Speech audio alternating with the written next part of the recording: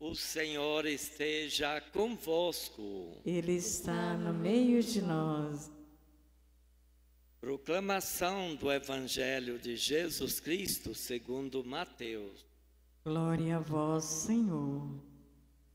Naquele tempo, disse Jesus aos seus discípulos: Ficai atentos, para não praticar a vossa justiça na frente dos homens, só para serdes vistos por eles. Caso contrário, não recebereis a recompensa do vosso Pai que está nos céus. Por isso, quando deres esmola, não toques a trombeta diante de ti, como fazem os hipócritas nas sinagogas e nas ruas, para serem elogiados pelos homens. Em verdade, vos digo, eles já receberam a sua recompensa. Ao contrário, quando deres esmola, que a tua mão esquerda não saiba o que faz a tua direita, de modo que a tua esmola fique oculta.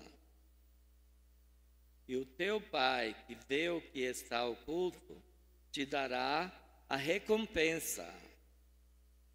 Quando orardes, não sejais como os hipócritas, que gostam de rezar em pé nas sinagogas e nas esquinas das praças, para serem vistos pelos homens. Em verdade vos digo, eles já receberam a sua recompensa. Ao contrário, quando tu orares, entra no teu quarto, fecha a porta e reza ao teu Pai que está oculto. E o teu Pai que vê o que está escondido, te dará a recompensa. Quando jejuardes, não fiqueis com o rosto triste como os hipócritas. Eles desfiguram o rosto, para que os homens vejam que estão jejuando. Em verdade vos digo, eles já receberam a sua recompensa. Tu, porém, quando jejuares, perfuma a cabeça e lava o rosto, para que os homens não vejam que tu estás jejuando, mas somente teu Pai que está oculto. E o teu Pai que vê o que está escondido te dará a recompensa. Palavra da salvação. Glória a vós, Senhor.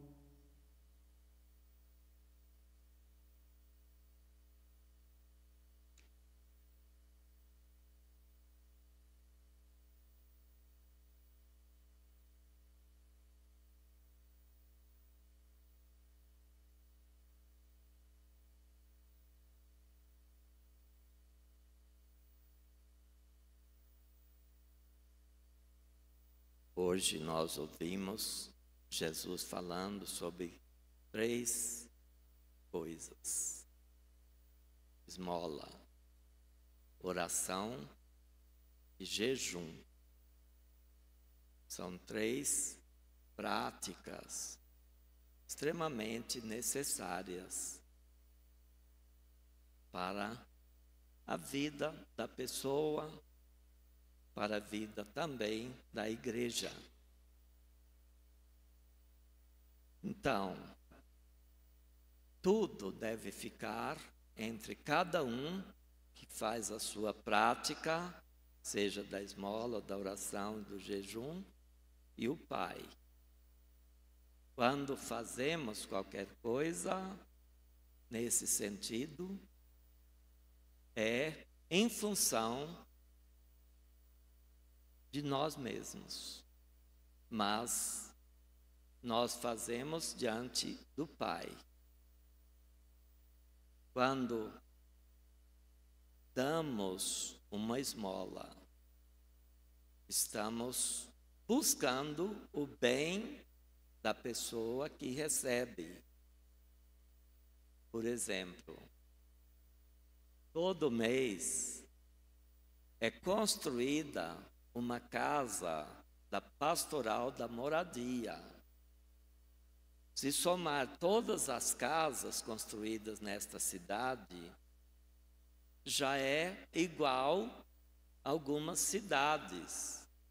Por exemplo, a cidade de Borá, em São Paulo, de Anhanguera, em Goiás. Não tem muito mais casas do que essas que foram construídas pela Pastoral da Moradia. As pessoas podem ver quem está ali construindo as casas, só que não sabe quem doou aqueles tijolos, aquele cimento, aquele telhado, aquelas madeiras. E muitos exigem, quando doa, não dizer o nome. Ele não precisa que ninguém saiba aquilo que ele fez. É isso que Jesus está falando. Quando você der esmola, ninguém precisa saber que você deu. Porque existia um grupo dentro do templo, das sinagogas, que davam esmola, mas tinha um trombeteiro e tocava a trombeta para os outros ver que ele está fazendo isso. Jesus fala para não ser hipócrita. Isso não deve ser para você aparecer. Eu disse que você faz para si mesmo, porque Deus te dá a recompensa. Quer dizer, o benefício da esmola vem mais para você do que quem recebeu. Mas a recompensa vem de Deus, que está vendo tudo. Não precisa que outros vejam, porque senão perde o sentido da esmola. E mesma coisa a oração. Aqui Jesus fala da oração pessoal. Ele não está falando desta oração da comunidade, a oração eucarística, a oração que você faz no grupo de oração. Ele está falando da sua oração, da oração pessoal, que é necessária. Jesus ia à sinagoga participar da oração da comunidade. Jesus também ia para o deserto, escondido de todos. Olha aqui, só ele ia para o lugar à parte, ia para uma montanha ou para o deserto, para estar só ele e o Pai. E ali ele fazia a sua oração, seja de prece, Pai. Ele pede por aqueles que foi dado a ele. Ele pede pelos apóstolos, pede para aqueles que o seguem, pede por nós. Ele pede ao Pai, chama prece. E às vezes ele vai e fala: Pai, eu te agradeço. Aqui já é um agradecimento ao Pai. Eu te louvo, Pai. É uma oração de louvor. É agradecendo a Deus por tudo o que Deus concedeu para ele. E que ele deu aos seus discípulos, deu aos seus apóstolos. Tudo o que o Senhor me deu, Pai, eu dei a eles. Pai, eu te louvo, te agradeço. Essa é oração pessoal. Também, Jesus contempla as coisas que Deus fez e fez através dele, no início da criação. Ele contempla, ele olha, fala: olha os lírios como são belos. Isso é contemplação. Eles não tecem, não simplesmente vem de Deus. A beleza, olha como eles são belos. Veja, a raposa tem sua toca. Os passarinhos, vejam como eles têm seus ninhos. Então ele está contemplando e revivendo aquilo que Deus fez e que Deus viu que era bom. Ele está contemplando aqui a glória de Deus através da obra dele, a beleza das coisas feitas por Deus. Isso é uma prece também. Você olhar tudo aquilo que é obra de Deus e, sem dizer palavras também, mas você vê e crê que Deus é bom, que Deus fez tudo isso. Isso só pode ser obra dele. Nós estamos falando de oração pessoal entre você e Deus. Ninguém nem precisa saber que você fez, que você pediu, que você agradeceu. É entre você e ele. Não seja como os hipócritas que vão lá rezar nas praças para que todo mundo veja. Fica, olha, esses são homens de Deus. Às vezes não são, não. Porque estão fazendo para buscar retribuição. E quando as pessoas veem, já engrandece a eles, já houve a retribuição. Ela não vem de Deus. Temos que ter cuidado. É pessoal. A oração da qual Jesus está falando aqui. E nós precisamos dela. A oração nos dá a sustentação para a vida e, sobretudo, para a vida ser como Deus quer que ela seja. A oração tem uma força, um poder enorme. Podem crer nisso. Eu vou citar aqui o que eu li.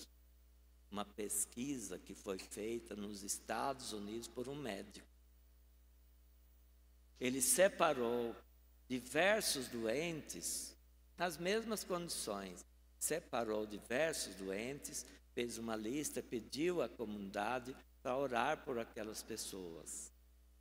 Elas recuperaram muito mais rápido do que as outras. Havia pessoas e elas não sabiam que havia uma imensidão de pessoas orando por elas. Então ele provou de forma científica a eficácia, o poder da oração. O jejum também está relacionado com Deus. Ele fala, não seja como os hipócritas, se jejua e fica aí, olha, estou fazendo jejum. Fica desleixados. Ou jejue, mas tome banho. Né? Seja bonito aí. Ninguém deve saber que você está fazendo jejum. Jejum é também um ato que diz respeito a você e Deus. Também o jejum é uma recomendação da própria igreja. Então nós precisamos também, às vezes, renunciar ao alimento por um determinado tempo, mas por causa de Deus. Então a recompensa vem dele, não vem de ninguém, é de Deus. Se vem de alguém, então não tem valor o jejum. Ano passado eu recebi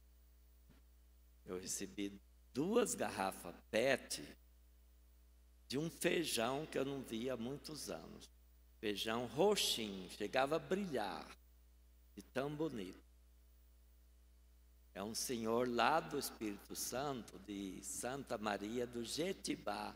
Ele veio aqui e trouxe essas 2 garrafas, me entregou. eu disse, aqui no mosteiro eu não tenho coragem de comer esse feijão, não.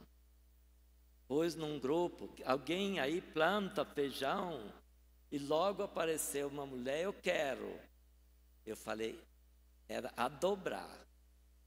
Eu vou dar essas 2 garrafas, PET, dá 4 litros, você me devolve 4. Esses dias chegaram 4 garrafas de feijão. Feijão, primeiríssima qualidade. Pois de novo, a gente comeu duas daquelas garrafas de feijão e já tem mais uma pessoa querendo plantar feijão. Então o feijão do senhor Elias, lá do Espírito Santo, está rendendo. Foram vários, sei lá quanto de feijão rendeu para a pessoa aquelas 2 garrafas. Mas agora, por que eu estou contando essa história aqui? O apóstolo Paulo está dizendo para a comunidade de Corinto: quem planta pouco, vai colher quanto? Pouco. Quem não planta nada, vai colher nada. Mas quem planta muito, vai colher muito. Ele está falando aqui da fé, ele está falando da graça. Então nós, da igreja, diz ele, para que nós vivemos conforme a graça. E nós recebemos de Deus e temos que fazer com que essa graça se espalhe. É disso que ele está falando, sobre plantio. Quando a pessoa vive a palavra de Deus, quando a pessoa crê nele, quando a pessoa dá testemunho desta palavra, ela rende, ela se multiplica. Isso a gente precisa fazer de forma abundante. No caso aí eu nem plantei, mas alguém plantou e teve a generosidade de me dar. Eu falei, vamos repartir, porque muita gente já perdeu, né, esse feijão, já perdeu a semente. Então ele rendeu, está rendendo ainda. E assim é a palavra. Quando você semeia, quando você dá testemunho dela, as pessoas começam a falar para outros também. E assim vai rendendo. Pessoas vão se convertendo. Foi assim que a comunidade de Corinto cresceu, e cresceu muito. Foi com o apoio de cada um que foi se convertendo e foi trazendo mais gente para a igreja, para a comunidade, e fez a igreja de Cristo crescer. E ela cresce por esta semeadura da palavra, que é a palavra de Deus. Nós precisamos crer nela, crer na força dela.